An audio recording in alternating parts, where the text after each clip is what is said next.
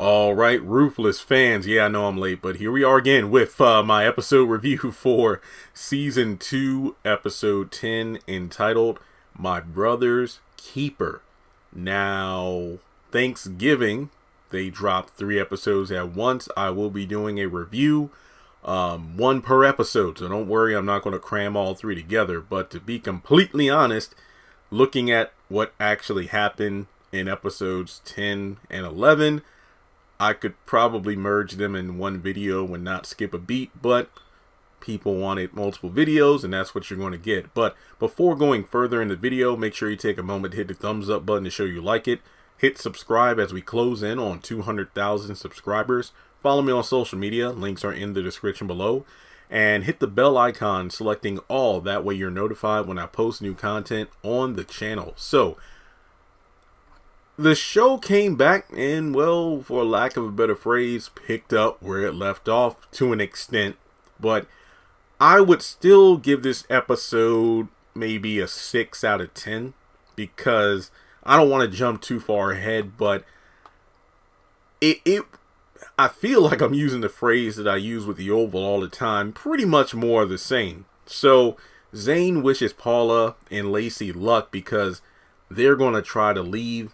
They're going to get in the car and get the hell out of Dodge as quickly as they can.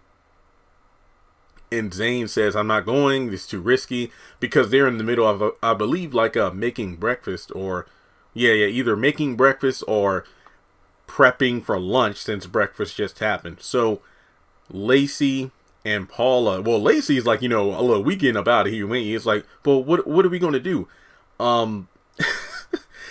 They are thinking, well, Paula's like the cautious of the two, like, so we get in the car and we drive, but the front gate, well, and Lacey's all, we're going to drive through it if it's closed. And I'm thinking the entire time, they know that there are guards and they got, sharpshooters everywhere. It's like, if you drive through the gate, I mean, what? Not to mention they have Rakadushi snipers like pretty much for like a mile or so up the road, from the gates of the compound to like the main road of the highway. Because remember, there have been times where like Lynn or Brian or somebody in a vehicle would be driving off the main road onto the dirt road until they get to the compound, and then they will know before they get to the front gate that somebody's there. So I mean, they must be desperate to leave. But regardless, Elder Mother comes in. I believe it's Elder Mother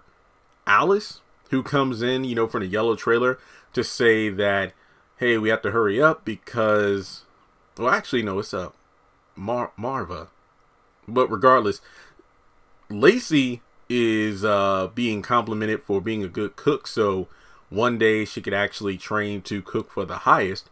And Zane actually offers to help, that way she can learn. And of course, we know that's a way for Paula and Lacey to stay in the kitchen and then eventually escape. So they leave right then and there. And Paula's worried about the car alarm. And I'm like, these are things you would probably need to discuss beforehand. But, Lacey just like, look, I don't care about no damn alarm. We're going to get up in there and we're going to leave. But while they're standing outside of the car, Daikon approaches them and ask what they're doing. And, they said they're going to the bathroom. That's the other way. We were trying to get charcoal for Paula's stomach. Come with me, you're being punished. Aww. So Andrew shows up and he's like, Brother Daikon, is there something wrong? Yes. What is it? Don't worry about it. Go about your business. Okay, brother. Man, Daikon still hasn't let up on Andrew. So the sheriff, Connolly, right? Hang on, let me double check. He calls Mac. And, Sheriff Conley, I was right. Not Connolly, Conley. He calls Mac pretty much to, lay him out over the whole Brian situation of pretty much being a disrespectful little prick, accusing him of being a part of the compound. And he warns Mac of the fact that he's going up to the compound by himself, no backup, and he wants an apology. So Matt gets on the phone to tell the situation over to Brian, look, you need to calm down. You need to go back to the station, apologize to the sheriff, and, work together because the sheriff has been saying, look, you keep saying hang on just a little bit longer, but it's been 2 months since you've been saying that. And how are you any closer to shutting down the compound now than when you first began the operation 2 months ago?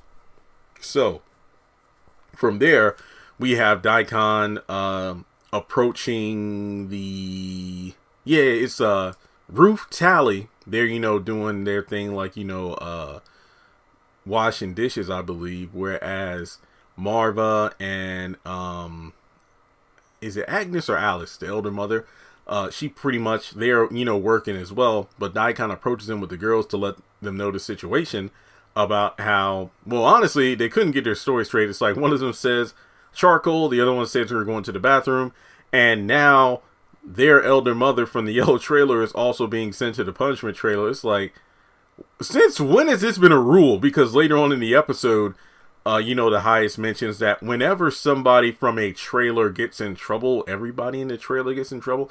Why does this remind me of grade school, the early years, where it's like one apple spoils the whole bunch? That's why I've never been a fan of teamwork where, let's say, I'm talking way back in elementary school, silent lunch, you know what that was? Like if you got in trouble, then you had to sit by yourself and you couldn't talk to anybody.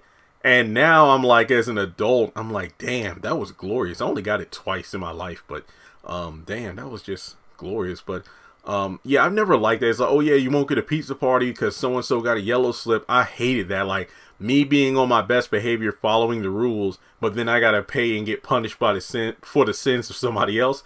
That's essentially what the Rakadushi are doing. Like I said, I don't know if this is a new rule, maybe because they're quote unquote cracking the whip harder than ever before. I mean, what's her name? I cannot remember her name, but the girl that got killed to be Ruth's corpse, the one that was, the one that Ruth killed, with the acid and then stabbed her or whatever. It's like, what trailer was she from when she talked to the sheriff Polk or Deputy Polk in the grocery store? Did her elder mother get punished? I don't think so. The first time I recall an elder mother being punished for the actions of her trailer was, I believe, the red trailer, which was the trailer where all the people who tried to escape came from. And then, of course, they got killed. So, Alice, she's like, oh, I don't want to go. And then, Marva, she's just freaking out. It's like, oh, no. Oh, she's old. She can't handle the punishment. So it's funny when Daikon leads them away to the punishment trailer. Alice kind of like smacks them like, you dumb girls. You dumb girls. So from there, Marva just tells Ruth and Tally like, okay, well, we got to hurry up and, pretty much fill in where they were working in the kitchen because we don't want to make the highest mad. So from there, Ruth and Tally try to devise a plan because Paula and Lacey might crack under the pressure, talk about the whole escape plan, and they might be forced to say like, well, so-and-so was thinking about escaping too. So basically to cover their own skin, they got to find out a way to stop the punishment. Where Ruth is telling Tally, well, they're from your trailer, so why don't you get punished as well? Maybe you can be an example, like take the brunt of the punishment so they don't crack under the pressure. I'm not doing that. What if you try to seduce Daikon? I don't know. It's like the elder mother, she's too close to this now. And, it's like, this ain't the middle of the night. This is like early in the morning, daytime. So they really got to tread carefully because if they crack, and then it's found out that Tally and Ruth are among others trying to leave, then they're all going to get screwed. So she says, I'll try to work an angle through Daikon, but I don't know if it's going to work. So from there, Daikon tells the highest that Lilo's car is still at still in the compound. And from there, he calls Clark to come in, and Clark is sent to get Joan. And Daikon has breakfast with the highest. And to be completely honest, these are the highest moments that I like when he's just calm. He's not high. I think even Ruth says that in one of the, I think in the next episode, where he's just chill. Like the dude, he was meditating earlier. He has his oatmeal, cereal, juice and everything. He's just chilling. And he invites Daikon to come in. It's like nobody's getting killed. Nobody's being, molested or anything. It's just a chill scene. He's like, Clark, let me go see, bring Joan to me. Okay, great. Yeah, I'll do that, your highest. So we go over to Cynthia and Lynn. Cynthia comes over to apologize to Lynn for blowing up at each other, earlier in the season. And neither one of them is doing too well, between the Malcolm thing with Cynthia, finding out her best friend, Sarah's been having an affair with her husband, and then the whole thing with Lynn and Brian. Lynn just tries to kick her out of the house before they get too far, because Lynn's still on that, that thing where she tries to isolate herself by pissing off people so she can use basically an excuse to, use drugs. And Cynthia isn't buying it. She's going to stand by to make sure her cousin is okay. But Lynn tries to, strike a low blow by mentioning Easter 2 years ago. She slept with Malcolm, but then she's like, look, I know you're lying because he was with me that day. We went to church and everything, but it's like, it was 7:15 that morning. He said he went for a jog. He was wearing a white shirt, sweats. I still have his underwear. And then Cynthia's like, wait a minute. I remember him coming home that day and asking, why would you jog without any underwear on? So that all but confirms that they did indeed have an affair, because I think Brian was on assignment at the time. So he's like, look, you know what? You're an evil, toxic, and I quote, bitch, and I'm done with you. So she leaves. And we go over to Joan, who comes into the trailer to see the highest. And she pretty much mentions the fact that Oliver told her that Lilo got picked up by somebody and that his car would stay at the compound until his next visit. And he asked, how are the books coming? Oh, the books are going, they're coming. Because the last time the highest saw Joan, they kind of had this, well, if you want to please me, Joan, then see if there's a way to bring more money to the compound. Basically, transfer some of the money being laundered through the compound to the compound, because, they're pretty much living off of next to nothing.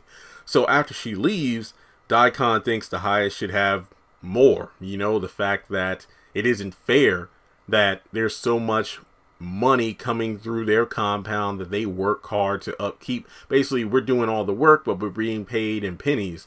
It's like, well, you should have running water. You should have the new Rolls Royce and everything. And the highest is like, wait, are you not enjoying this paradise? No, it's like, I just think that you're the highest and you deserve more. But it's like, I'll hear no more of it. I'm fine. Even though it's like, well, when you spoke to Joan, you were like, well, if you want to please me, Joan, if there's a way to bring more money to the compound, then do it. So I don't know. Maybe he's kind of keeping it under wraps as to what his intentions are. Who knows? But I mean, yeah, it would be nice to have running water. I mean, I'm just saying, because it's like he wanted Daikon to speak his mind. It's like, how Daikon was speaking his mind until the highest said, speak your mind. And then he's like, well, actually, I meant, it wouldn't be too bad for you to have a little bit more than what you got now. That's all I'm saying, sir. Eat your breakfast. Oh, okay, your highest. And after that, we got the bros. Yeah. Well, they're like, they got that brother energy. It's like Oliver's chatting with Clark about the situation. It was handled in regards to Andrew's wife, because remember, I believe that Daikon told Clark to go on assignment to go to Andrew's house to ensure his wife was actually dead. And he says, oh yeah, everything was handled. So there we go. And he's actually looking for Daikon. And he was in the highest trailer, because I remember that Clark was on the outside of the highest trailer watching, on guard. And then that's when Oliver came up to him to speak. And he goes in to just simply say, hey, the situation was handled. And okay, Oliver, Lilo, where is he? Oh yeah, he got picked up by somebody and said he would pick up his car next time he came. So that was pretty much it. Oliver got to go and get some rest before he takes his shift to guard later that night. But the highest tells Daikon that he needs to make sure the car is taken care of, because, Lilo loves that car. And, well, if anything happens to it, the last thing he wants to deal with is a pissed off Lilo.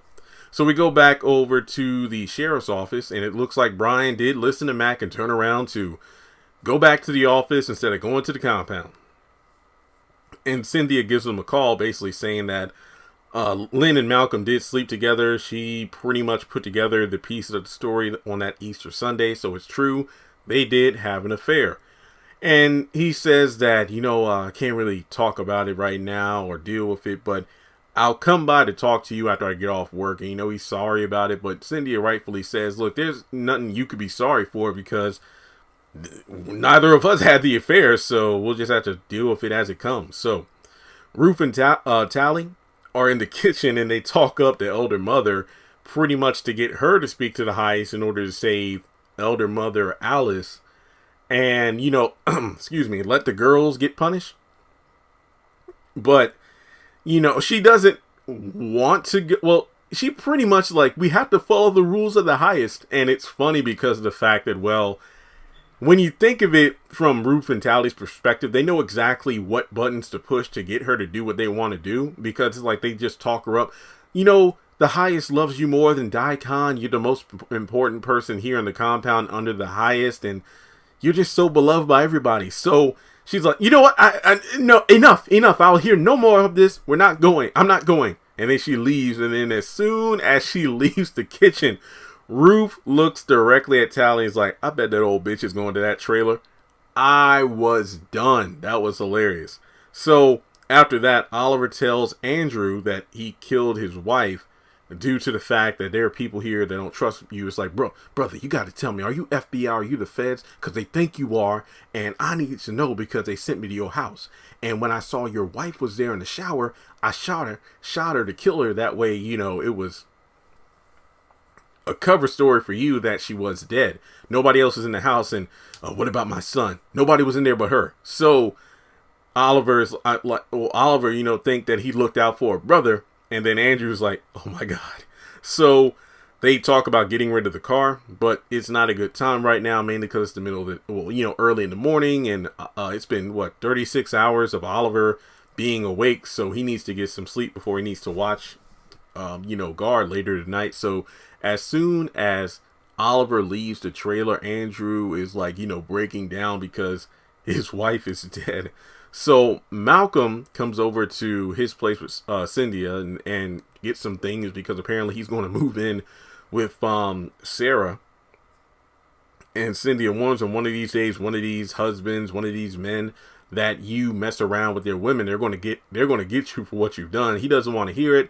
It's just the usual back and forth between these two, the insults, the jabs, and Cynthia says, wait a minute, is she here? Is she outside in your car? Malcolm doesn't answer the question. So does that mean that Sarah's actually still alive and it wasn't her that was in the house taking a shower? I don't know what's going on with that. So he leaves and Cindy is like, fine, I'll be good by myself. I don't need any of this. It's ridiculous. So elder mother goes face to face with Clark because, she just throws the shade since he's on guard. Daikon instructed him to not let anyone in to disturb the highest while he's having breakfast. And he tells the elder mother, you can't sit on the porch, that's too close. Go stand over there. No, I'll stand where I want to, and I'll stare at you down. I'll stare you down. So it's like, you little yellow liar. And I'm like, come on. Just the shade that she throws is so damn hilarious. I mean, whether it be the Daikon, the Clark, it's just, you little liar. So we go over to the punishment trailer. And Alice is upset due to the fact that she knows the punishment is not going to be light. I mean, it seems like everything's been ramped up in terms of the rules and consequences ever since the compound members tried to run away.